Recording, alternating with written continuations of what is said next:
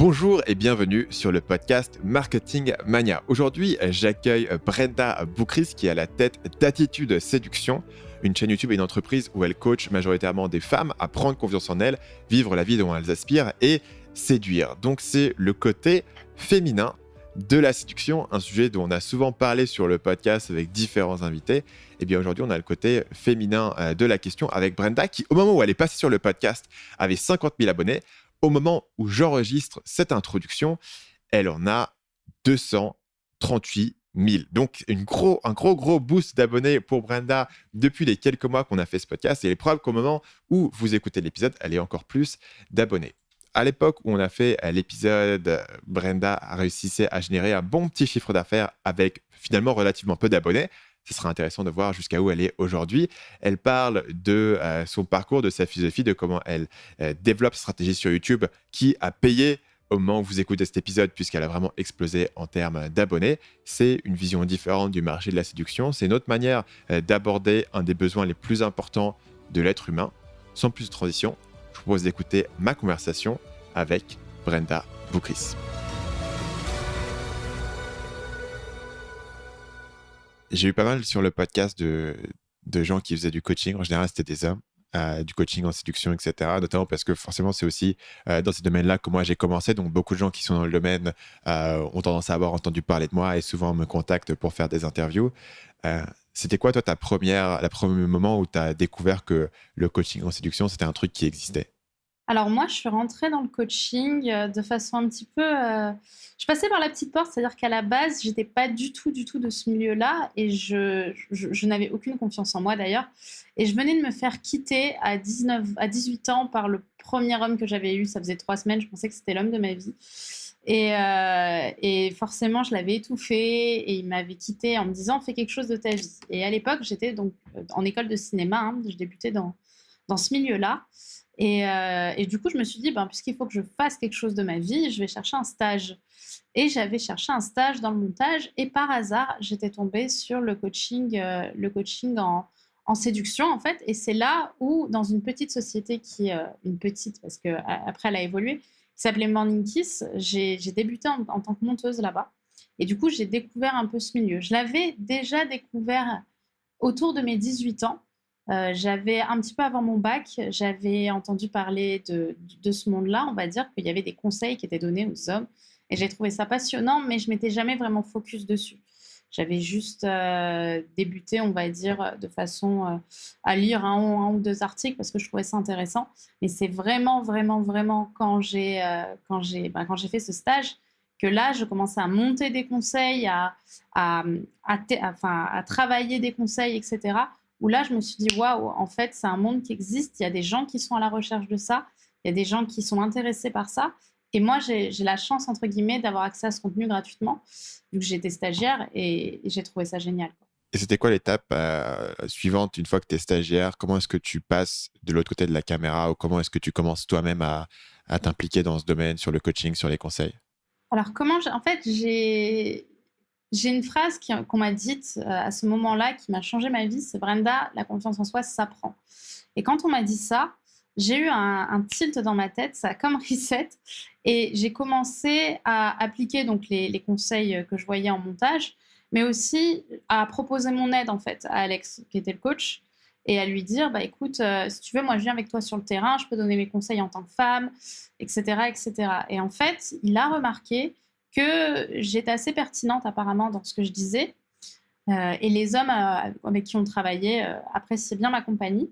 Donc ça, plus le fait de me former en fait un petit peu malgré moi, a fait que je me suis transformée moi-même, parce que à 18 ans, j'ai perdu 17 kilos en 6 mois, notamment parce que j'ai découvert le développement personnel et toutes ces choses-là. Et en même temps, au fur et à mesure, j'ai demandé à faire mes preuves. J'ai demandé à Alex, est-ce que je peux travailler pour toi? Est-ce que je peux faire ça? Si tu ne veux pas t'en occuper, moi je m'en occupe. Généralement, je demandais pas grand-chose en retour financièrement. Déjà parce que j'étais jeune, j'avais pas forcément la valeur de l'argent que j'ai aujourd'hui, mais aussi parce que j'avais envie d'apprendre. C'est un domaine qui me passionnait Et ça me servait qui puisait aussi dans mes études de cinéma, puisque j'étais dans la prod, etc. Et qu'avoir du charisme, réussir à regarder quelqu'un dans les yeux, etc., c'est vraiment des choses qui marquent et qui aident beaucoup dans ce milieu, quoi. Et aujourd'hui, tu fais des vidéos, on en parlera plus tard, mais je serais curieux de savoir si tu considères que ton expérience en école de cinéma a aidé pour les vidéos ou non, parce que je suis toujours un petit peu... quand les gens me disent que ton école de commerce t'a aidé pour faire du business en ligne, la réponse c'est non. Enfin, il y a pas vraiment de connexion entre les deux. Je me demande si c'est différent ou si c'est la même chose avec une école de ciné. Non, en fait, à la base, en plus, le comble, c'est que je voulais devenir monteuse et j'ai fini mon cursus en prod. Mais non, en fait, je monte depuis que j'ai 9 ans, en fait, des petites vidéos, des petites choses, C'est pour ça que je m'étais vraiment dirigée vers cette voie. Mais en fait, je déteste monter mes propres vidéos. C'est pour ça que d'ailleurs, je compte déléguer ça. Donc non, en fait, ça n'a aucun... C'est vraiment les basiques que je fais sur Première. Par contre, là où la prod m'a aidée, c'est du coup en 3e année en spécialisation, c'est plutôt dans tout ce qui est société, dans tout ce qui est gestion, dans tout ce qui est négociation, où là, on peut dire que ça m'a apporté un plus. D'ailleurs, c'est pour ça que j'ai choisi cette filière, hein, parce qu'à l'époque, j'étais déjà sur Attitude. Mais non, en soi, je peux... À part si vraiment je voulais faire des trucs hyper chiadés, avec des super montages de malades, avec des cuts, des trucs de fou, là, oui, je pourrais dire que l'école m'a aidée. Mais pour ce que j'en fais, on va dire sur YouTube, le fait que ce soit un seul et unique plan, j'ai pas envie d'appuyer sur l'AREA, je préfère appuyer sur les conseils. Là, non, ça m'aide pas, hein. Tu appuies sur un bouton, tu fais un joli cadre, et après, tu montes très facilement sur Première, et d'ailleurs, tu pourrais monter sur autre chose, quoi. Et du coup, Alex, le coach chez qui tu as fait ton stage à l'origine, lui, donnait des conseils aux hommes et aussi aux femmes ou seulement aux hommes? Seulement aux hommes. Et qu'est-ce que tu as vu à l'époque ou maintenant sur les conseils féminins? Parce que c'est un domaine où euh, très rapidement, c'est pas forcément les mêmes conseils, ou c'est pas forcément le même public, c'est pas le même avatar client. Donc c'est un domaine qui peut être très tranché entre les deux. Celui dont j'ai le plus entendu parler par les gens qui sont venus sur le podcast, c'était le côté masculin. Euh, Qu'est-ce que toi, tu as vu à l'époque qui existait sur ce marché quand tu as commencé à t'y intéresser parce que tu étais dans le stage? À l'époque, ce que j'ai vu, et d'ailleurs j'ai coaché beaucoup d'hommes après sur Attitude aussi, enfin j'en ai coaché quelques-uns plutôt, ce que j'ai vu à l'époque, c'était qu'il y avait en effet une vraie demande et que les gens euh, n'hésitaient pas à payer pour avoir des conseils qui pour certains semblaient vraiment fluides en fait. Et ce que j'ai vu aussi, c'est vraiment le côté transformation, c'est-à-dire que pour moi et pour beaucoup de jeunes femmes à l'époque, un homme charismatique était toujours charismatique en fait. Il n'avait pas enfin, c'est quelque chose qu'il avait eu de naissance et qu'il avait toujours développé en lui. C'est un peu l'idée qu'on a généralement en tant que nana. On ne va pas se poser la question de s'il a fait un travail sur lui-même ou pas. Et ce que j'ai vu, c'est vraiment des hommes se transformer et passer de timides ou de très introvertis mais complexés à des hommes ouverts, des hommes qui s'intéressent, des hommes qui apprennent aussi à connaître et plein de petites choses qui aujourd'hui, pour moi, permettent une transformation à vie, hein. On a des gens qui parlaient de potentiellement de fiançailles, etc. Moi, sur Attitude, sur les hommes que j'ai coachés sur Attitude, maintenant, du coup, j'en ai certains qui pensent déjà à se fiancer ou qui pensent à se marier. Parce que moi, la plupart des hommes, comme je les accompagne sur le long terme, finissent en couple. La plupart des femmes aussi, d'ailleurs, parce que maintenant, je me focus sur les femmes. Et du coup, moi, en tant que nana, ce que j'ai vu, c'est une vraie demande de conseil, une vraie demande d'authenticité surtout. Et quand j'ai sorti ma formation, notamment Roi du sexe et Reine du sexe, qui sont mes deux formations phares, hein, parle vraiment de sexualité, j'étais hyper étonnée finalement du succès qu'elle a eu d'un coup, alors qu'à l'époque, j'avais pas tant d'abonnés que ça, parce que les gens m'ont envoyé carrément des messages avant, m'envoyaient des mails en me disant Brenda, est-ce que tu peux me réserver une place tout de suite pour la formation? Parce que, tu sais, je mettais qu'il n'y avait que 50 places disponibles, etc. Et les gens me demandaient de réserver parce qu'ils voulaient avoir accès à du contenu sans tabou. Ils voulaient avoir accès à du contenu où on leur dit les choses clairement sans chercher à déplaire ou sans chercher à plaire. Ils voulaient de l'authenticité. Et moi, je pense que ce que les hommes ont vu à l'époque chez Morning Kiss dans mon travail, c'est vraiment ce côté, je vais te dire vraiment ce que je pense, et je suis une femme tout à fait normale. C'est-à-dire que je suis ni le genre de femme, et je pense que ça joue énormément sur mon branding, qui est au top du 10 sur 10, etc., la femme un peu inaccessible que les hommes n'ont pas forcément envie ont trop l'habitude qu'on leur vende. Et en même temps, je ne suis pas la jeune femme, on va dire, qui reste dans son coin, qui parle à personne.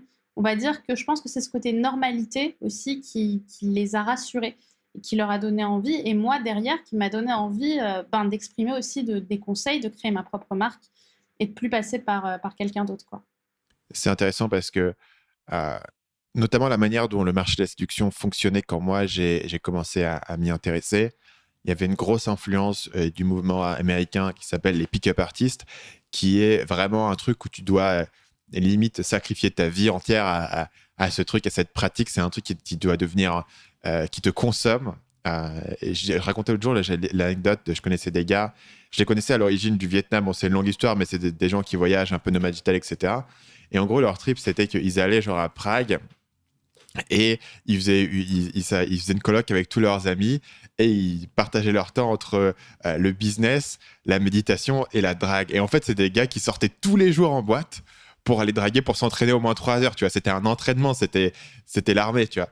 Et à la limite, c'était, tu vois, tu fais ton sport, tu fais ta méditation et il faut que tu ailles tous les jours en boîte pendant 3 heures, tu vois. Et il y avait un peu ce mouvement qui existait. Et la sensation que j'en ai eue, c'est qu'au fil du temps, ce mouvement, c'est divorcé complètement des préoccupations des gens normaux. C'est-à-dire que la plupart des gens n'ont pas envie de passer 3 heures en boîte tous les jours à s'exercer pour pratiquer et pour se conformer à un espèce d'idéal ou d'objectif.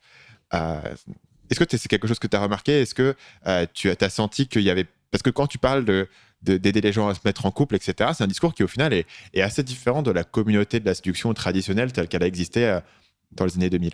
Bah, je suis complètement d'accord avec toi. Et c'est pour ça, en fait, je pense que je me démarque aussi.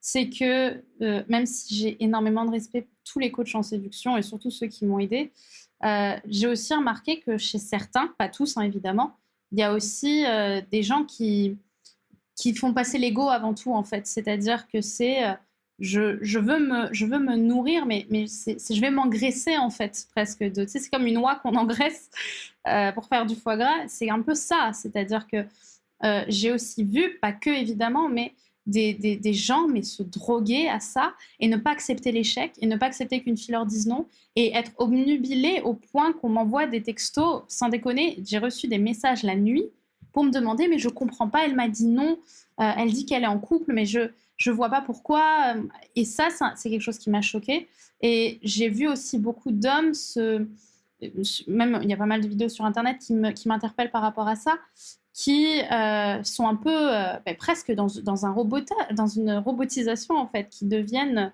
surdisciplinés, qui ne sont pas disciplinés, ils sont surdisciplinés, c'est-à-dire que c'est comme ça qu'on doit agir, on analyse, il n'y a plus de place aux émotions en fait. Et moi, ma façon de séduire, ma façon d'enseigner, de coacher, c'est vraiment à partir de l'émotion aussi, de comprendre ce que tu ressens et d'être dans l'authenticité. Et j'ai vu trop d'hommes qui sont parfois même devenus des amis, qui commençaient dans la drague, qui commençaient dans la séduction, qui ont enchaîné, qui sortaient tous les soirs, voilà, qui faisaient tout, qui ont tout essayé, qui ont voulu tout faire pour rattraper justement ce qu'ils appellent le temps perdu, mais qui aujourd'hui se reçoivent une claque monumentale parce que leur ego, leur sensibilité, leur timidité, qu'ils voulaient à tout prix renier, aujourd'hui, elle refait surface et ça se décuple en 10 000 façons différentes. Et très sincèrement, je suis passée un petit peu par là aussi. Quand j'ai perdu du poids et que je suis passée de la fille qu'aucun homme regardait et que j'étais entourée d'hommes du coup dans ce milieu, hein, j'étais la seule nana, et que je suis passée d'une fille de 75 kilos pour 1m65 qui avait subi du harcèlement scolaire toute sa vie, qui avait jamais embrassé un garçon ou quasiment jamais, à la fille de 57 kilos que tout le monde regarde en soirée, qui devient surconfiante, ben, y a un moment où mon esprit a pété un câble et où c'est rare qu'on l'avoue, mais c'est sincèrement ce qui s'est passé, où je pétais plus haut que mon cul et où personne finalement me résistait, ou quand on me résistait, je comprenais pas. Et du coup, j'ai reçu une grosse claque quelques mois plus tard, puisque j'ai fait des troubles du comportement alimentaire, j'ai repris 20 kilos en 3 mois, en 2 mois, parce que justement, je pense qu'il y a un moment, l'esprit pète un câble, en fait. Tu peux pas te changer, ou du moins faire constamment passer ton ego avant. Et moi, c'est vers cette cette séduction-là, ce charme-là, en fait, que j'invite mes clientes à aller. Et c'est pour ça que d'ailleurs, elles se transforment sur le long terme, je pense. C'est parce que je leur demande de rester authentique et d'accepter aussi que tu peux pas plaire à tout le monde. Il y aura forcément des gens à qui tu vas pas plaire. Il y a forcément des jours où tu t'aimeras un peu moins que d'autres. Et c'est OK, en fait.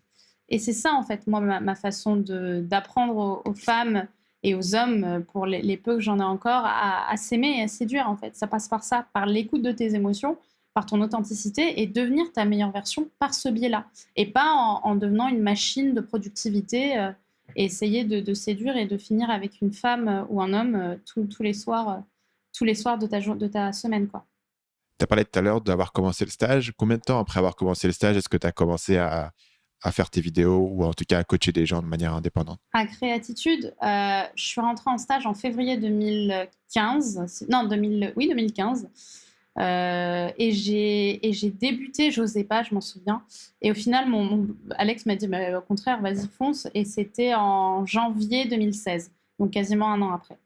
Donc, tu as commencé à faire des vidéos, à faire du coaching directement? Alors, le coaching, au début, pour moi, c'était vraiment... c'était pas du coaching haut de gamme comme aujourd'hui. C'était des micro-consultations, on va dire, que je faisais. Je me souviens, mon premier client m'avait payé 40 € de l'heure 30, parce que c'était un petit étudiant. Enfin, pour moi, j'avais vraiment aucune envie d'en faire mon business, en fait, à la base. C'était vraiment, je m'éclatais à donner des conseils. J'étais étudiante. Ça me ramenait ce que ça me ramenait. Mais quand tu es étudiant et que tu vis chez tes parents et que tu penses faire du cinéma après, t'es pas là à chercher, on va dire, vraiment la richesse. Tu veux t'éclater, tu t'amuses. Moi, ça me permettait de sortir. Quand je me faisais 400 €, on va dire, c'était super. Je travaillais pour Morning Kiss à côté, donc en tout, ça me faisait peut-être 700, 800 000 € par mois. J'étais hyper contente et je cherchais pas à aller plus loin, en fait. C'est vraiment après que j'ai décidé d'en faire un business. À quel moment, du coup? C'est quand j'ai fait un deuxième stage, du coup, pour valider ma troisième année de prod. Donc, finir mon école, j'ai fait un stage dans une boîte d'audiovisuel. Et en fait, j'ai adoré. Hein, j'ai adoré. J'ai adoré l'idée. C'est-à-dire que j'étais dans un super endroit à Paris, en start-up. Les gens étaient super sympas. Mais je me suis rendu compte que c'était hors de question que je me lève tous les matins à telle heure et que je finisse à 18h30, 19h pour gagner. Là, à l'époque, j'étais à 700 parce que j'étais en stage, mais on va dire à 1008 si j'avais été en CDI. Et là, en fait, à ce moment-là, je sais que j'ai shifté et je me suis dit, mais en fait, Brenda, c'est pas possible. Tu peux pas donner tout ton temps, parce qu'à ce moment-là, j'avais quand même la valeur du temps. Hein. Il y a des années qui sont passées et mes connaissances, on va dire, dans ma gestion de moi-même ont aussi un petit peu évolué. Et du coup, je me suis dit, mais Bren, tu peux pas donner autant de temps contre si peu d'argent à des gens, c'est pas possible. Et je me suis dit que ce que je voulais, c'était un peu faire passer mon bonheur avant. Et ce que j'ai demandé, c'est que j'ai demandé à mes parents, en fait, 3 mois. Je venais de finir mes études, j'ai arrêté mon stage. Et je leur ai dit, écoutez, laissez-moi 3 mois. Laissez-moi 3 mois pour essayer de vivre de ma société. Et promis, je vais faire ce que je peux pour tout donner, etc. Sachant que mes parents m'aidaient plus, hein, vu que je gagnais mon stage, je gagnais un petit peu ma vie et je vivais toujours chez eux. Mais ils m'avaient quand même payé 22 000 € d'école. Donc, quand tu es dans ce moment-là, moi qui suis très proche de mes parents, j'avais quand même cette angoisse, cette frustration de me dire, de ce stress de me dire, est-ce que je vais rentabiliser, hein, parce que de base, je devrais être en prod quand même. Et ils m'ont quand même accepté. Et ça, c'est une décision sur laquelle j'en serais sûrement pas là aujourd'hui, puisque ils m'ont aidé, on va dire, pendant ces 3 mois. Et moi, pendant ces 3 mois, du coup, j'ai mis toutes mes économies, quasiment, pas toutes, mais quasiment, mais mes petits 2000 € d'économies dans ma création de mon site internet, dans quelques vidéos YouTube. J'ai créé mes offres de coaching qui commençaient à être un peu plus haut de gamme. On ne peut pas parler d'haut de gamme, mais un peu plus haut de gamme. Et les 3 mois sont passés, mon site était en ligne. Et là, je me souviens toujours, je me suis mis devant mon ordi et j'ai attendu que les ventes arrivent, tu vois. Et c'est là où, en fait, je me suis rendu compte qu'il me fallait un mois supplémentaire, parce que tu peux attendre très longtemps. En fait, si ton marketing n'est pas bon, tu peux avoir le plus beau site de la Terre, ça ne marchera pas. Et du coup, le mois suivant, j'ai supplié mes parents de me laisser un dernier mois. Ils ont accepté. Et c'est là où j'ai fait mes 3000 premiers euros, on va dire, vraiment avec attitude, puisque j'avais lancé mes premières offres, j'ai eu des premières demandes. À cette époque, tu avais combien d'abonnés sur YouTube? Je devais en avoir moins de 5000, je pense, autour de 5000. Et l'offre que tu avais lancée, c'était quoi? C'est du coaching? C'était 6 mois de coaching pour 1 500 € à l'époque. Donc, tu as eu 2 clients. Ouais, et j'ai eu 2 clients en un mois, plus ce que me ramenait Morning Kiss à l'époque. J'étais pas mal, quoi. Donc là, on va dire que ça m'a permis de pas mal débuter. Et puis après, les choses ont fait que j'ai passé, on va dire, une année à peu près, j'ai lancé une formation aussi qui avait bien marché, où j'ai gagné, on va dire, autour de 3 000, 2 000, 3 000, 4 000 par mois, à peu près, si on mélange tous mes business, enfin, toutes mes factures, entre guillemets. Le coaching, Morning Kiss, Attitude, les petites choses que je faisais aussi à côté. Donc, on va dire que je vivais bien. Mais c'est vraiment à partir de l'année de 2019 où vraiment j'ai lancé pleinement la bête, quoi. Qu'est-ce qui a fait la différence? Qu'est-ce qui a fait ton step-up en 2019? Déjà, j'ai rechangé mon offre. J'ai aussi changé mes tarifs, qui avaient déjà aussi changé entre-temps. Mais j'ai vraiment accentué le côté premium, donc le fait de faire des offres au-dessus qui commencent à 2 000 et qui finissent à 4 500. Donc, par exemple, pour donner un point de comparaison, le coaching de 6 mois que tu vendais à l'époque pour 1 500 €, maintenant, tu le vends à combien? Aujourd'hui, il est à 3 000 et à une époque, je le vendais à 4 500. Et tu l'as redescendu parce que? Parce que je préfère faire des coachings sur un an, en fait, à 4 500. Ça me parle plus. Et j'étais pas, en fait, je fais pas partie de ces. Il y a beaucoup de gens qui te disent de payer très très cher. D'ailleurs, je passais par aussi des accompagnements moi-même pour me faire coacher qui finalement m'allaient pas parce que j'ai pas envie d'être facturée trop cher. C'est pas trop cher, c'est le côté plutôt, comment dire, le côté, je veux être alignée en fait avec ce que je propose. Et même si ça marchait très bien à 6 mois pour 4 500, aujourd'hui, je me sens plus alignée avec le fait d'en proposer à l'année et de proposer des coachings à plus de monde qui peuvent se payer. D'ailleurs, aujourd'hui, l'offre qui marche le mieux, c'est l'offre à 3 000 pour 6 mois. Ouais. Et c'est quoi le format de ton coaching sur 6 mois ou 12 mois? Comment ça fonctionne? Qu'est-ce que les gens reçoivent? C'est pareil, c'est-à-dire que je fais une séance toutes les 2 semaines par téléphone ou en visuel pour ceux qui veulent sur Paris. La plupart du temps, c'est par téléphone. Où pendant 1 heure, on va parler de ta situation, etc. Bon, ça, c'est du coaching. Mais surtout, ce qui fait, je pense, la différence, c'est que j'accompagne sur WhatsApp quotidiennement. Ça, c'est vraiment ce que j'adore et c'est à mes yeux, ça permet plus la transformation que le coaching en lui-même. Parce que tous les jours, si la personne, la femme a une question à me poser sur son développement personnel, sur elle, sur ses relations amoureuses, des screenshots de conversations à m'envoyer, en fait, elle me les envoie. Et moi, derrière, je lui envoie mon expertise en fait en vocal. Ce qui fait que la personne, elle est vraiment suivie tous les jours, dès qu'elle en a besoin. À ça, j'ajoute des vocaux quotidiens, des vocaux hebdomadaires le lundi matin pour toutes les motiver, parce que j'ai quand même pas mal de nanas. Il y a les formations parfois qui sont offertes quand je fais des offres. Mais on va dire que c'est vraiment, la transformation se fait par le suivi que je fais au bout de 6 mois et au bout d'1 an. Et puis après, ça continue comme ça. Et généralement, je reçois des nouvelles quelques mois après en me disant que la personne, soit elle est encore en couple, soit elle est en couple, soit elle a changé de travail. Là, j'en ai une qui a quitté l'éducation nationale pour faire le tour du monde. Chaque fois, c'est des grosses transformations comme ça qui se font. Et justement, beaucoup de coachs, en fait, créent des offres sur un week-end, une semaine d'immersion, etc. Et moi, j'ai vraiment voulu focus sur le long terme parce que je trouve que la transformation est beaucoup plus, à mes yeux, stable. Et elle parle, à mes yeux, peut-être un peu plus à des femmes qu'à des hommes aussi. Parce qu'on est vraiment aussi dans le suivi, dans la sensibilité, dans le qu'est-ce que tu ressens et pas forcément dans le je t'apprends des méthodes au quotidien, quoi. Et du coup, c'est quoi le résultat général que les gens cherchent quand ils vont rejoindre un coaching? Alors, la plupart me disent qu'elles se sentent mal dans leur peau et qu'elles voudraient trouver quelqu'un. Et c'est généralement ce qui se passe maintenant. La plupart du temps, un coaching en séduction se transforme en coaching en développement personnel plus en général. C'est-à-dire que quand tu as un souci à plaire, c'est que généralement tu ne te plais pas toi-même. Et ça les fait rire à chaque fois parce que elles viennent vraiment en me disant je veux trouver quelqu'un et au final je les fais travailler sur tout sauf sur finalement les méthodes qu'elles voulaient tant apprendre pour trouver l'homme de sa vie ou pour qu'un homme devienne accro à toi, parce qu'en soi, à mes yeux, ce que je leur dis, il n'y a pas vraiment de méthode miracle, ça n'existe pas à mes yeux, surtout pour un homme, surtout pour nous qui sommes vachement dans la sensibilité en général, dans l'émotion. Du coup, je leur apprends déjà à se faire kiffer elle-même, à prendre plaisir, à être vraiment cette femme fatale, ce que j'appelle cette femme fatale, avec ton authenticité, hein. Tu peux être une femme fatale en étant très timide, tu peux être une femme fatale en étant très extravertie. C'est vraiment ta propre identité, hein. C'est vraiment ça que j'ai envie de mettre en avant et de leur dire. Et à partir de là, en fait, ben, miraculeusement, elles m'envoient des messages en me disant ben, j'ai rencontré quelqu'un. Ou tiens, il y a cette personne qui m'a plu, je suis allée lui parler, ce qu'elles n'auraient jamais fait avant. Elles se mettent sur des sites internet, voilà, elles profitent. Et après, à ce moment-là, généralement, c'est dans les 2, 3 mois, voire 6 mois pour les coachings 1 an, où là, on va du coup travailler plutôt sur la façon de séduire. Mais à la base, vraiment à la base, je leur fais un travail, enfin, on travaille ensemble sur leur authenticité, sur pourquoi est-ce qu'aujourd'hui elles se sentent pas bien. Donc parfois, il y a un esprit un peu aussi thérapeutique, hein, un peu un côté psy, même si je ne me considère pas du tout comme une psy.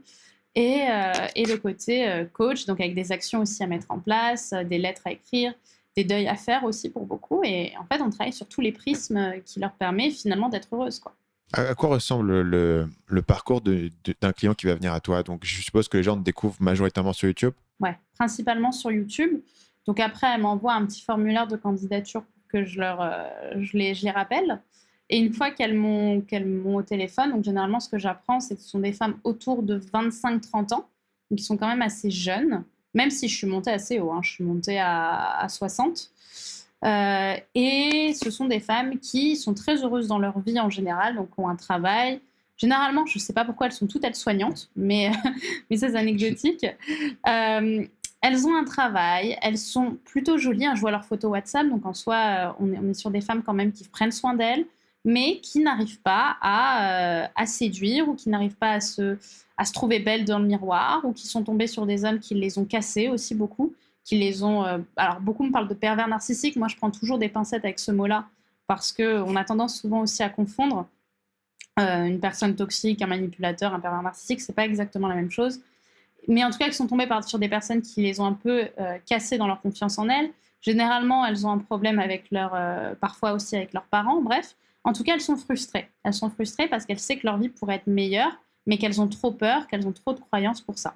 Et dans ce cas-là, au téléphone, qu'est-ce que tu leur poses comme question? Qu'est-ce que tu leur dis? Bah déjà, évidemment, je leur demande la raison de cet appel, hein, en soi, mais de pourquoi elles ont souhaité que je les rappelle. Puis après, je travaille aussi sur la projection. Qu'est-ce qu'elles veulent? Dans 6 mois, dans 1 an, où est-ce qu'elles veulent en être? Quels sont tes rêves? Quels sont tes souhaits? Avec qui tu as envie de finir, etc., etc. Donc, il y a pas mal de questions assez sur la projection. Et bien évidemment aussi des questions sur leur motivation, sur est-ce que tu veux vraiment, parce que un investissement, enfin un coaching attitude séduction, c'est un investissement.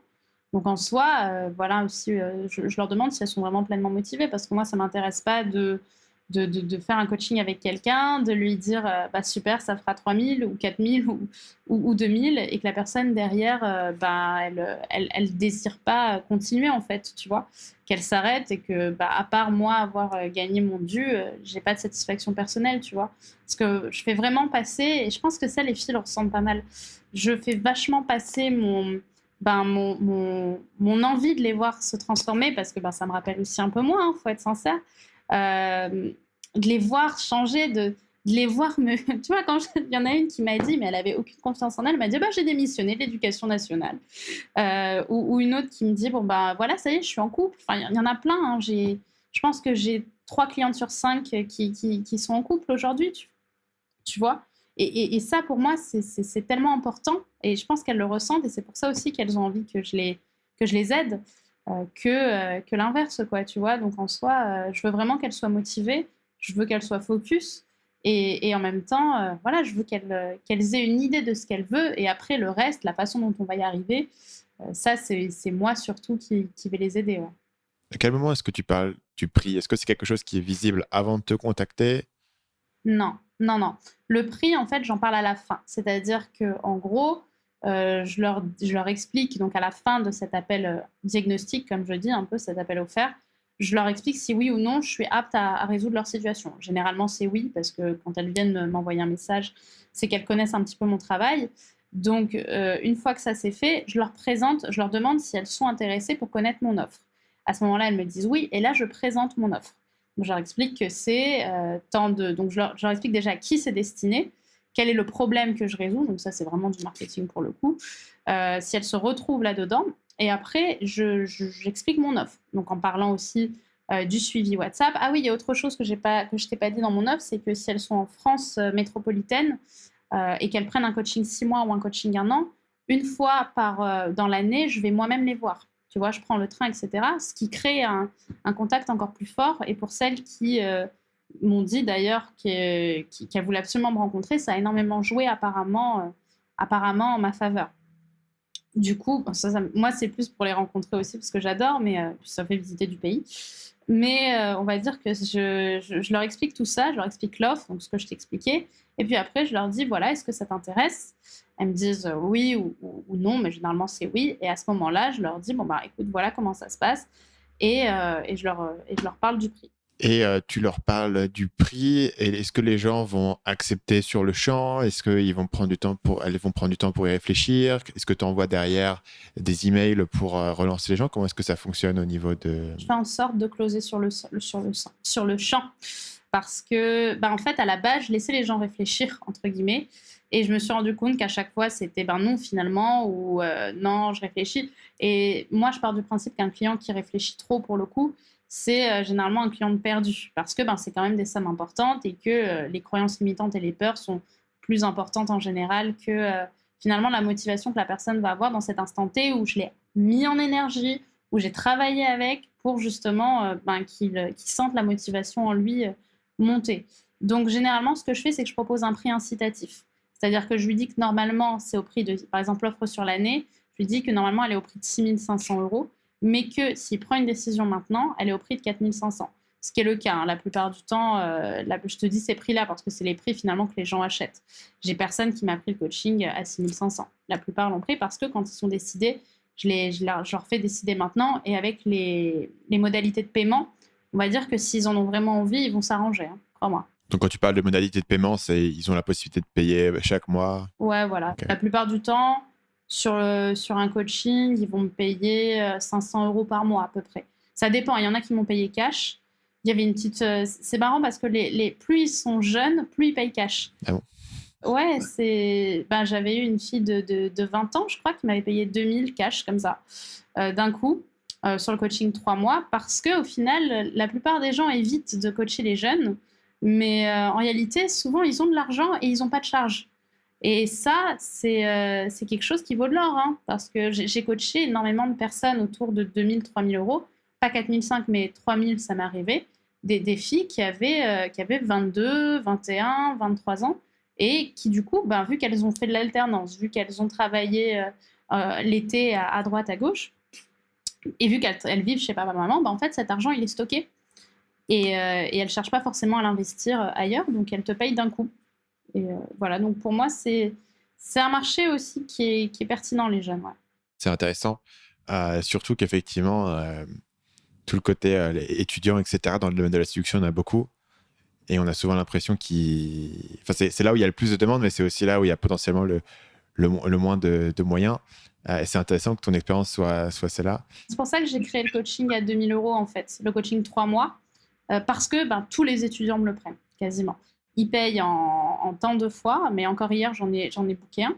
Et en fait, la plupart le payent en 1 fois, 2 fois, voire 4 fois max. Mais ils le prennent tout de suite, en fait. Parce que 2000 € pour eux, ça reste parfois accessible s'ils ont les sous.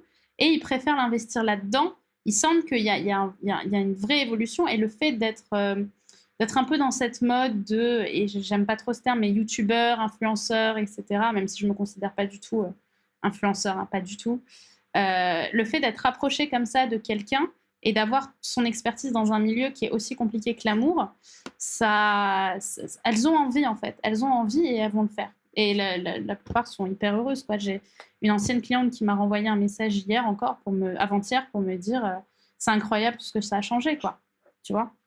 Même au niveau de leur travail, hein, pour souvent. Elles sont plus investies dans leur boulot, elles sont plus prises en compte, etc., etc.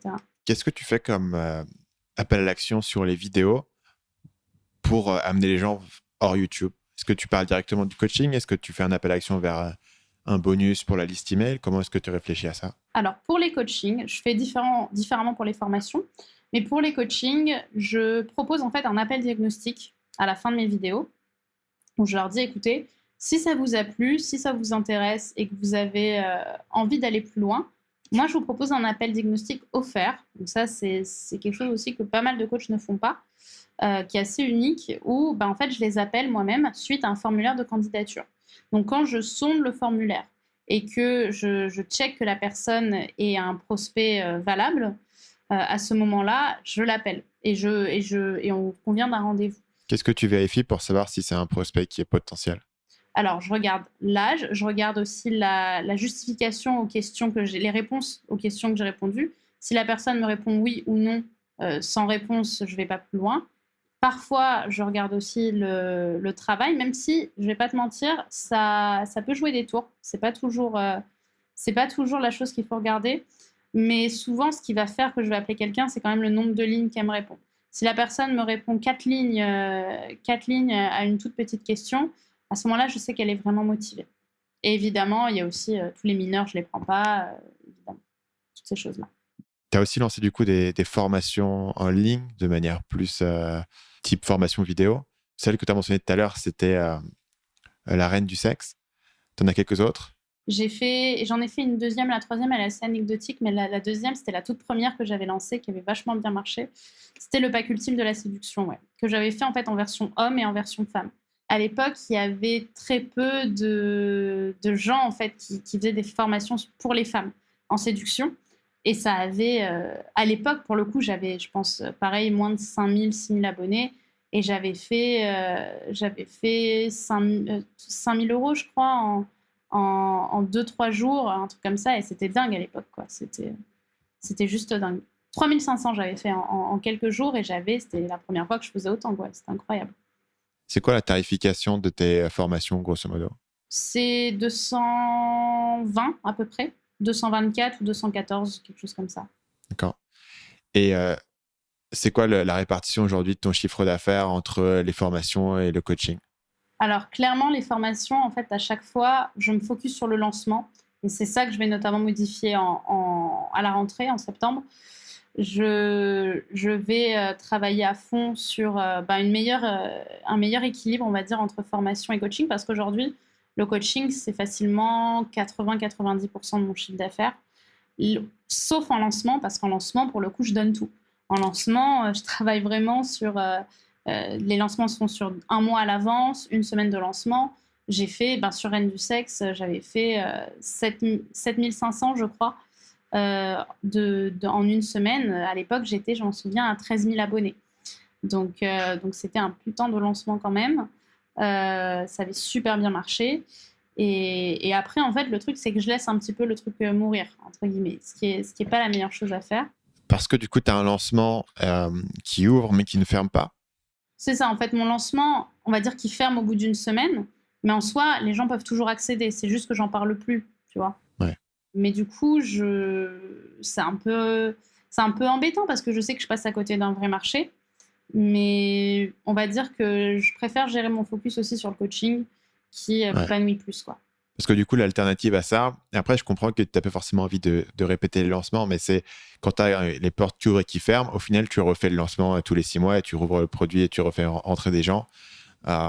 C'est grosso modo ce que nous, on fait. Après, c'est du boulot à chaque fois de refaire ton lancement. Il faut potentiellement refaire un certain nombre de contenus ou un certain nombre d'emails. Donc, c'est un investissement en temps en soi de le refaire. Mais effectivement, ça te permet en fait de répéter cet effet de lancement où les choses ouvrent et où tu as un gros volume et un gros focus de communication sur une courte période.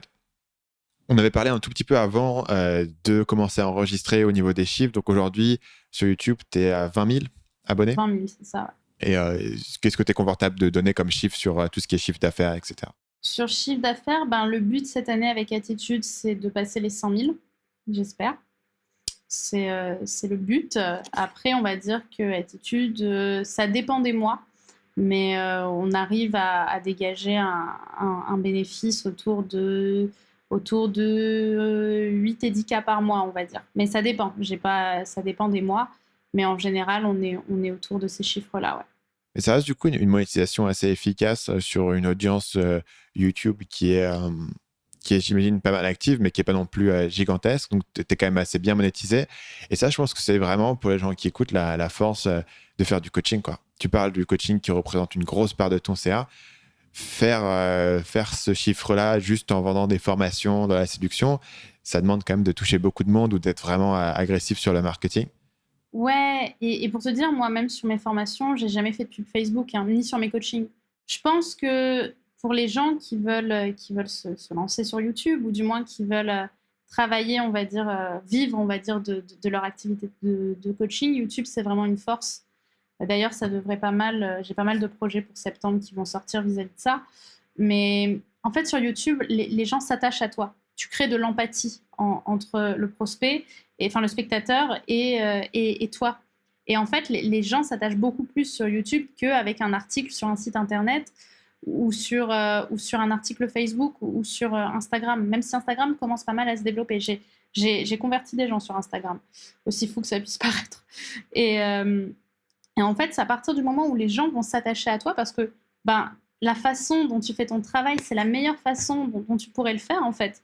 Tu sais que tu es fait pour ça et c'est vraiment ce que j'invite les gens qui veulent entreprendre à faire. Quand tu sais que tu es fait pour ça, dans ce cas, tu donnes le meilleur et tu restes surtout authentique dans ta personnalité et les gens vont s'attacher à toi. Et à ce moment-là, ils vont avoir envie de financer quelque chose avec toi parce qu'ils savent que tu es la meilleure personne pour leur apporter ça, en fait, pour leur apporter la réponse à leurs problèmes. Et je pense que c'est ça qui fait aussi ma force, on va dire, c'est le côté, j'ai la chance de faire mon métier avec vraiment beaucoup, beaucoup de bienveillance. Je fais vraiment ça avec le cœur, je pense. Et les gens le ressentent. Les femmes le ressentent et me disent souvent, quand je leur demande la question « Pourquoi tu as besoin de moi spécifiquement ?», elles me disent « Parce que je me retrouve tellement dans ta situation et je me retrouve tellement dans ton passé et je me retrouve tellement dans la personne que tu es et dans ce que je voudrais devenir que je sais que c'est avec toi que j'ai envie d'avancer. » Et elles se sentent en confiance, en fait. Et je pense que c'est créer ce rapport de confiance et l'honorer. C'est ce qui fait aussi que les gens vont avoir envie de travailler avec toi et de dégager des beaux chiffres. Ouais. Donc, on a évoqué YouTube. Je pense que c'est intéressant de creuser un peu là-dedans parce que c'est aussi un modèle qui est assez proche de ce que moi je fais en termes simplement de business model, d'où vient le trafic, comment est-ce que tu structures ton offre. Comment est-ce que tu réfléchis aujourd'hui à ta stratégie sur YouTube? Quel type de vidéo est-ce qui marche pour toi? Quel type de vidéo t'as vraiment fait grossir? Alors, j'ai fait quelques vidéos sur... déjà, les vidéos sur le sexe. Elles marchent toutes très bien.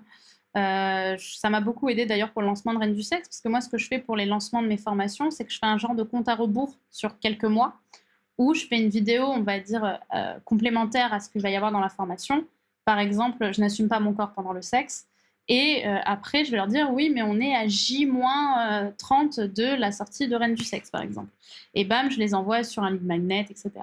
Mais je dirais que ce qui marche le plus, donc, c'est tout ce qui est en rapport au sexe et tout ce qui est en rapport à la compréhension des hommes. Justement, en fait, à partir de septembre, j'ai comme projet, et normalement ça devrait se faire, de faire une vidéo par jour pour justement avoir encore un nouveau trafic. Et j'ai vraiment noté que ce qui marchait le plus, c'est la compréhension des hommes, en fait. Comment ça fonctionne un homme, qu'est-ce qui se passe dans sa tête quand il est en période de séduction, ou qu'est-ce qui se passe quand je lui plais, est-ce que je dois continuer, et tout ce qui est aussi relatif à la femme fatale aussi. C'est-à-dire le côté comment je peux avoir confiance en moi, comment je peux être une lionne, etc. Mais c'est vrai que souvent, la compréhension des hommes et la compréhension de ce qui marche dans la sexualité, c'est des sujets qui roulent bien. Ouais. Aujourd'hui, t'es à quel rythme de publication? Si tu passes à une vidéo par jour, t'es où aujourd'hui? Alors, j'étais à 2 vidéos par semaine et là, je suis un petit peu en pause. Je me repose un petit peu. J'ai eu quelques soucis de santé, donc je ne peux pas trop tourner de vidéos, en fait. Mais normalement, je suis à 2 vidéos par semaine. Une le mercredi, une le dimanche. Et ton calcul, c'est que plus tu publies, plus tu grossis? En fait, je travaille pas mal, notamment avec Alexandre Cormon aussi, qui me conseille. Et lui, qui a littéralement explosé sur YouTube. On a remarqué que YouTube te met de plus en plus en avant à partir du moment où tu mets de plus en plus de contenu et que tu vises de plus en plus la même personne, en fait, le même avatar. Et à partir de là, il va te mettre en avant. Et ça va devenir exponentiel. Ouais, lui, j'invite les gens qui sont intéressés par YouTube à aller voir Alex Cormon sur Social Blade. Et la courbe est assez fou. Et vraiment, il a une stratégie. Mais je l'avais vu sur le podcast, il en avait parlé. Une stratégie de contenu quotidien, de vraiment aller chercher tous ces mots-clés. C'est assez bluffant la manière dont ils le font. Du coup, moi, je suis passée par ça aussi, recherche de mots-clés, etc. Et ouais, il y a un putain de... Mais pour tout, en fait, quand tu recherches par mots-clés, tu te rends compte qu'il y a un business à faire, mais sur tout, quoi. J'ai trouvé des gens qui recherchaient en masse comment séduire un homme bélier. Tu vois, enfin, moi, l'astrologie, c'est un truc, mais j'y pense pas du tout. Mais tu te dis, il y a des gens qui recherchent ça en masse. Donc, il y a un marché autour de ce amour, enfin, séduction et astrologie. Enfin, c'est fou. Et tu te rends compte qu'il y a plein de choses, quoi. Il y a plein de choses auxquelles on pense pas. Et comment est-ce que tu vas changer ton processus de production? Parce que je sais que Alex, lui, a mis en place tout un système pour pouvoir enchaîner les vidéos dans une courte période et pour pouvoir avoir plein de choses qui sont faites en avance.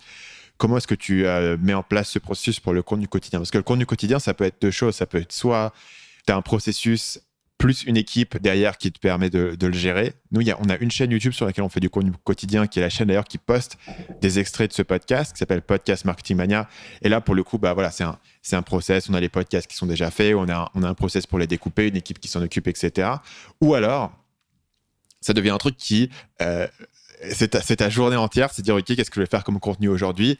Et là, c'est une approche qui est plus celle utilisée, par exemple, par un gars comme Antoine BM quand il faisait beaucoup de contenu quotidien. J'ai eu récemment sur le podcast Vincent de la chaîne YouTube Fire Life. Et lui, c'est pareil, c'est une vidéo par jour. Et vraiment, il est toujours à dire, OK, c'est quoi ma prochaine vidéo? Il est un peu toujours en flux tendu. Et justement, c'est des gens qui s'épanouissent dans cette créativité quotidienne de toujours avoir le challenge. Comment est-ce que toi, tu vas gérer ce défi du contenu quotidien? Bah, en fait, moi, je vais tout tourner sur 3 jours. Bah, pour le coup, la chance d'avoir fait de l'audiovisuel avant fait que je sais à peu près, même si j'appuie sur un bouton, je sais créer un cadre et je sais gérer le son et je sais monter très vite, on va dire. Donc, en fait, je pense tout tourner sur 3. Je vais essayer de le faire sur 2 jours. En fait, mes vidéos sont déjà scriptées, elles sont déjà prêtes, en fait. J'ai plus qu'à les tourner. Et du coup, ben, voilà, ça va se faire sur 2 jours.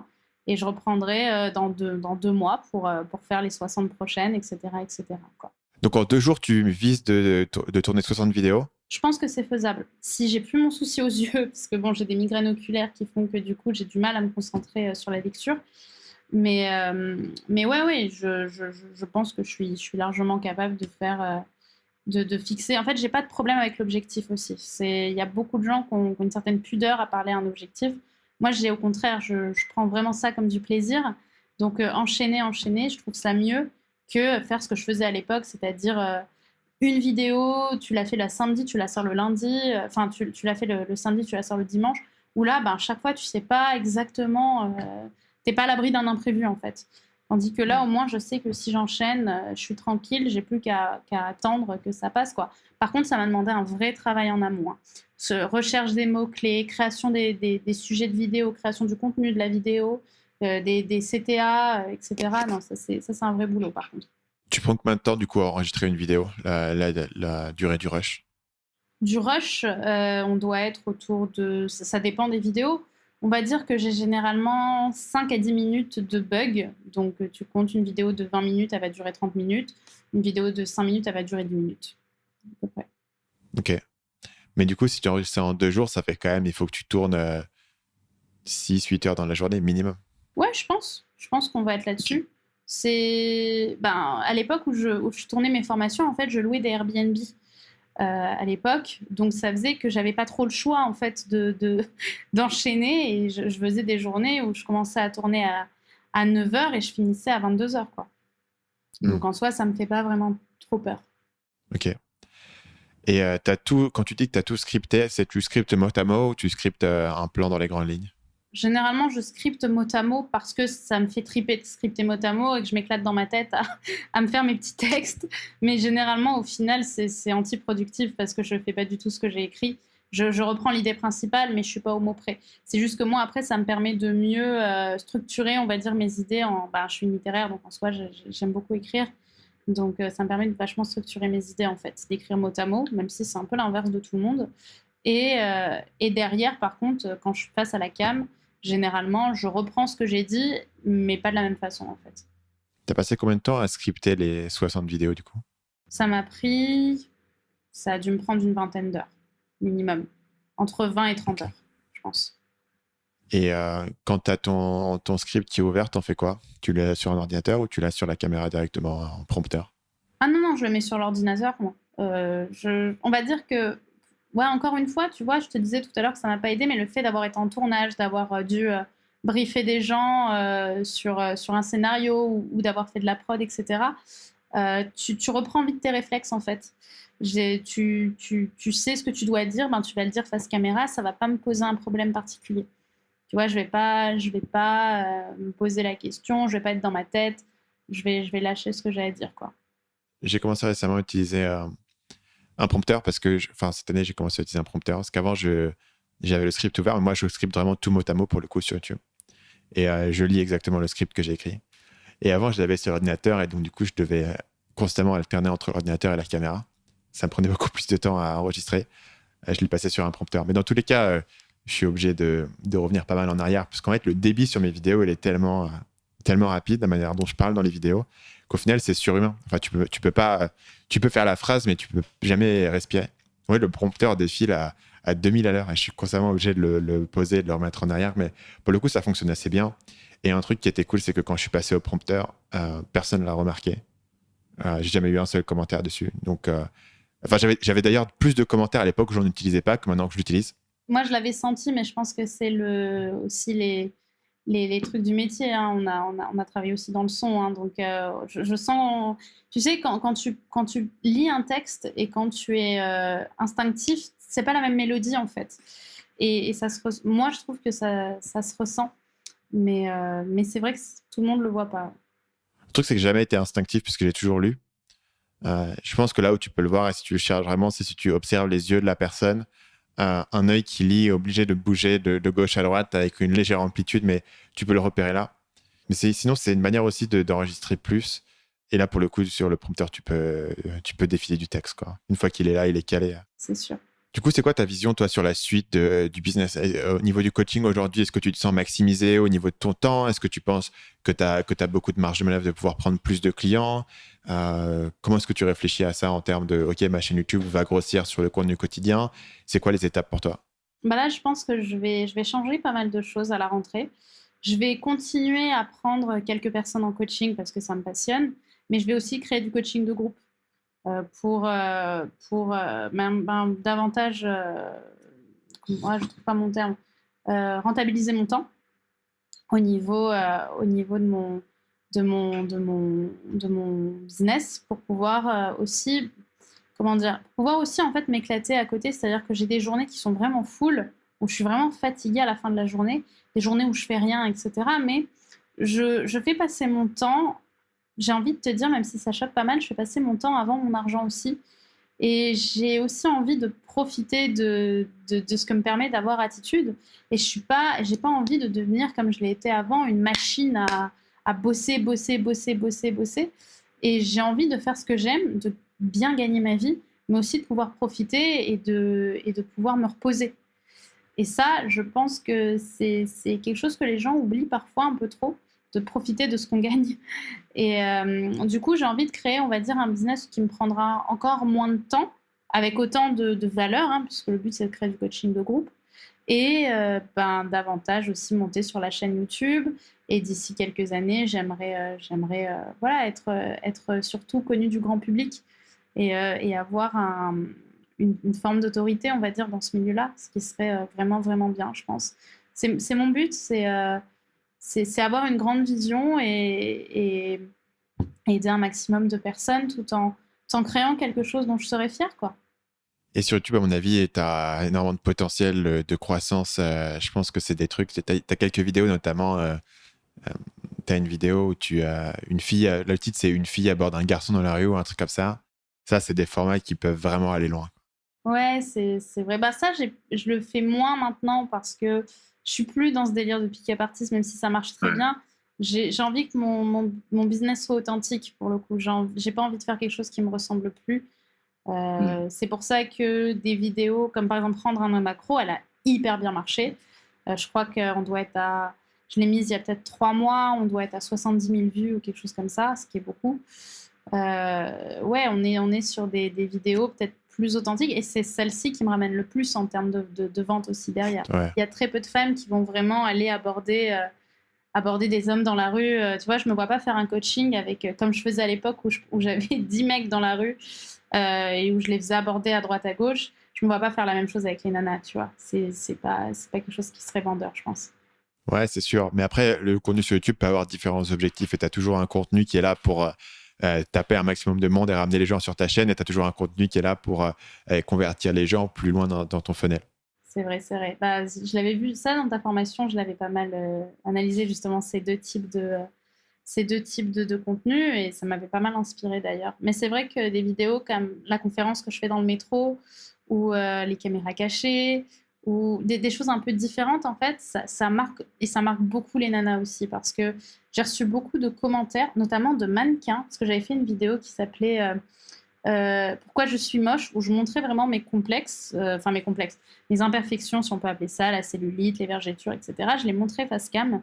C'est une vidéo que j'ai faite et j'ai des mannequins qui m'ont envoyé des messages en me disant mais en fait merci parce que au final on est toutes pareilles, on a toutes nos complexes, même si on est toutes belles on va dire au premier abord, on a toute l'impression qu'en dessous on est toutes aussi parfaites, mais en réalité non, on a toutes nos complexes et ça avait vachement joué en fait, vachement travaillé. C'est ça à mon avis aussi qui fait que ça marche, c'est ce côté elle montre en fait, elle y va, elle a pas peur, elle prend des risques.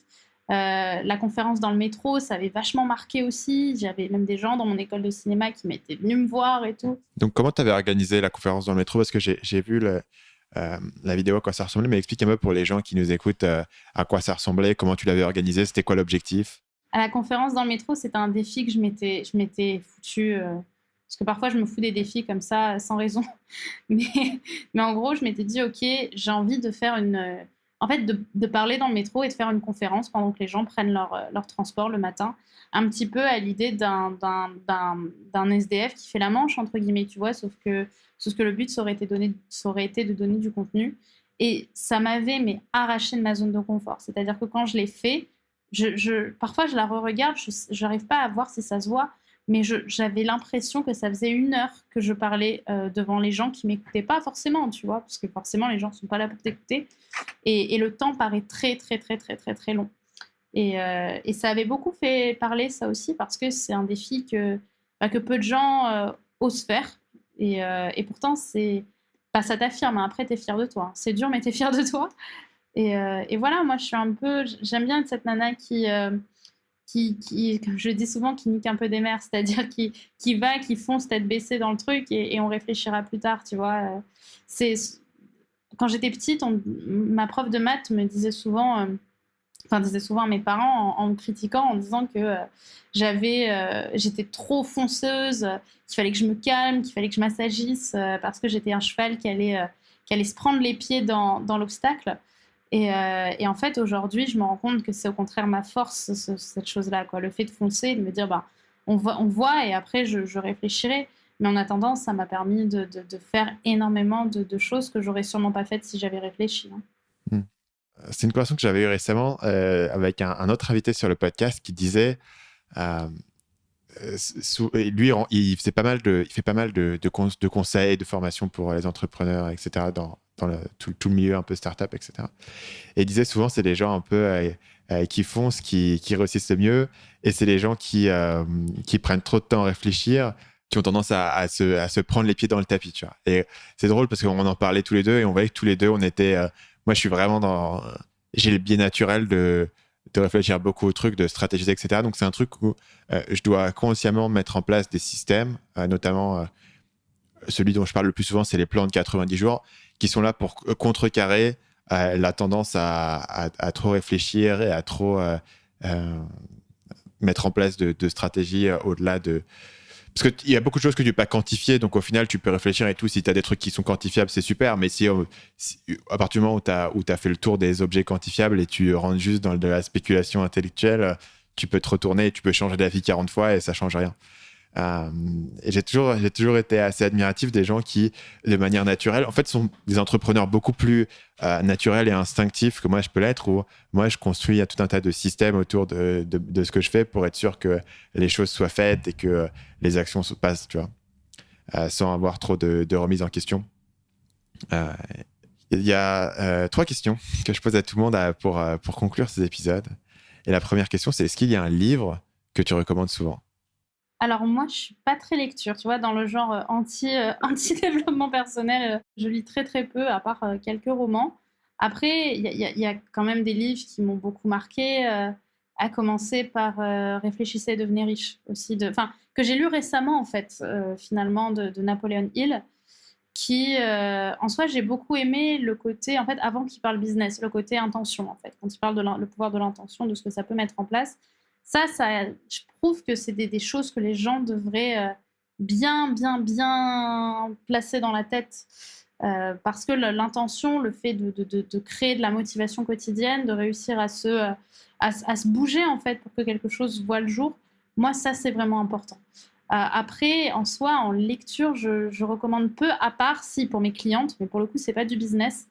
Je recommande très très souvent Les 5 blessures de l'âme de Lise Bourbeau, Les 5 blessures qui empêchent d'être soi-même, qui est donc plutôt un livre, là pour le coup, c'est pas un livre business, hein, mais il peut quand même vachement appuyer sur des points peut-être qui empêchent ou qui permettent qu'un business réussisse, qui est vraiment un livre à mes yeux passionnant sur ce qu'il fait, sur comment tu vois tes failles et comment tu peux les accepter ou à l'inverse changer ton comportement. Ce qui est un très très beau livre d'ailleurs, que je recommande souvent. Ouais. Tu avais des blocages particuliers au départ de ton business par rapport à l'argent, par rapport au fait de te mettre en avant, ou est-ce que c'est des trucs qui avaient été réglés déjà? En fait, vraiment, ce qui a fait que j'ai pas eu de doute avec mon business, c'est le fait qu'à la base, c'était pas un business. Justement, vu qu'à la base, je faisais ça pour m'amuser, je faisais ça pour me faire plaisir, à la base, j'avais aucune motivation financière. Ce que je voulais, c'était me faire triper, être sur YouTube, parler avec des gens et donner des conseils. Et d'ailleurs, ça a fait jaser à mort dans mon entourage. Je pense que si j'avais voulu faire ça pour du business avec les moqueries que je me suis reçues, entre guillemets, en école de cinéma, parce que c'est pas du tout le milieu, je sais pas si sur le coup ça m'aurait vachement motivée, mais comme je faisais vraiment ça par plaisir, au final j'ai pas eu tant de croyances sur le fait que je voulais continuer ou pas, parce que ça me faisait plaisir en fait, donc je continuais.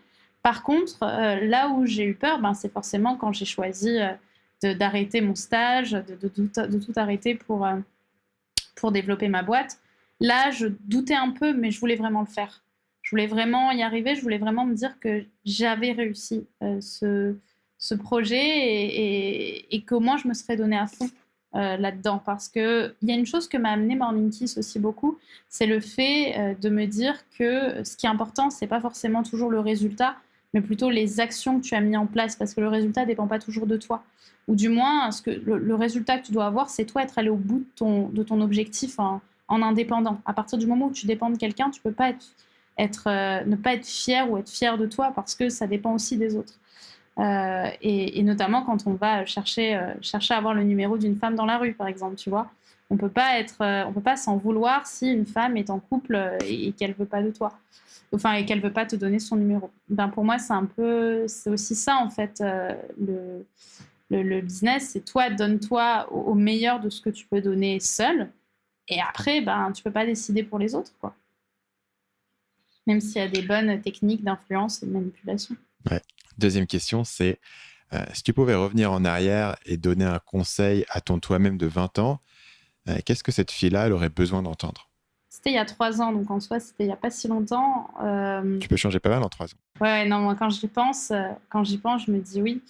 Je lui dirais, tu vas avoir du chemin. Je pense que tu t'attends pas à ce que tu vas faire, parce que j'ai, j'ai beaucoup vécu en essayant de mettre mes proches en fait à l'abri, beaucoup. C'est quelque chose pour moi qui est très important de réfléchir aussi pour le bien de ma famille, pour le bien. Et à l'époque, je me disais pas que j'allais faire toutes ces choses-là, toutes ces choses risquées pour ma boîte, hein, parce que je préférais largement finalement mettre aussi ma famille en sécurité. Donc oui, je pense que je lui dirais tu t'attends pas à ce qui va t'arriver, ma peau. Tu t'attends pas, mais ça va être un beau chemin. Ça va être un beau chemin, et surtout, surtout, arrête de t'engueuler. Sois plus cool, sois plus zen avec toi-même. Troisième et dernière question, c'est est-ce qu'il y a un proverbe ou une citation qui te vient souvent à l'esprit? Il y en a deux. La première, c'est une phrase de Paul Arden qui dans le livre Vous pouvez être ce que vous voulez être, qui dit si vous n'avez pas encore réussi, c'est que vous suivez trop les règles. C'est une phrase que j'adore. Et la deuxième, je ne l'ai pas exactement en tête, mais elle est assez connue. C'est une phrase le basketteur Michael Jordan, qui dit j'ai raté 9000 tirs dans ma carrière, j'ai perdu presque 300 matchs. 26 fois, on m'a fait confiance pour prendre le tir de la victoire et j'ai raté. J'ai échoué encore et encore dans ma vie et c'est pourquoi j'ai réussi. Et j'adore cette phrase. J'adore cette citation. C'est marrant, effectivement, de regarder le mec qui était le numéro 1 dans son domaine et de voir qu'en fait, son taux de succès n'est pas non plus ultime, quoi.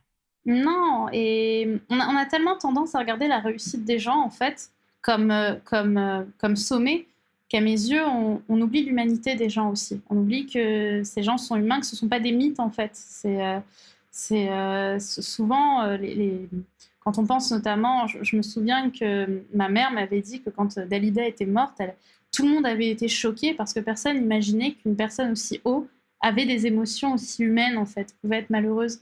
Et en fait, moi, je me réfère souvent à ça, au fait que pour essayer de ne pas m'auto-saboter ou de me dire Brenda, tu pourrais faire tellement mieux, c'est de me dire, mais en fait, chaque personne qui réussit, chaque personne qui est ton modèle, elle a aussi son lot de part d'ombre, elle a aussi sa sensibilité, elle a aussi ses échecs.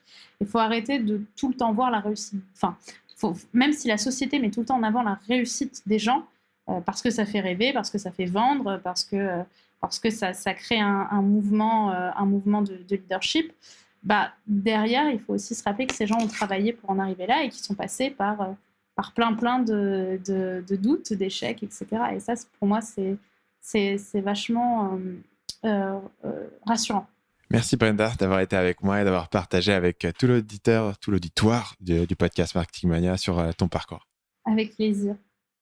Merci d'avoir été avec moi jusqu'à la fin de cet épisode. Si vous êtes intéressé par le business model qui consiste à monter une audience sur YouTube pour derrière pouvoir leur vendre du coaching et des formations, j'ai une formation gratuite de 7 jours qui vous apprend exactement comment faire et toutes mes techniques pour développer votre audience rapidement, capturer des emails et pouvoir leur vendre des choses. Cette formation s'appelle « Construire une audience qui achète ». Et pour recevoir gratuitement cette formation par email de 7 jours, il suffit de vous rendre sur marketingmania.fr/audience pour recevoir les 7 emails de formation gratuits sur comment construire une audience qui achète. Sur ce, je vous dis à la semaine prochaine pour le prochain épisode du podcast Marketing Mania.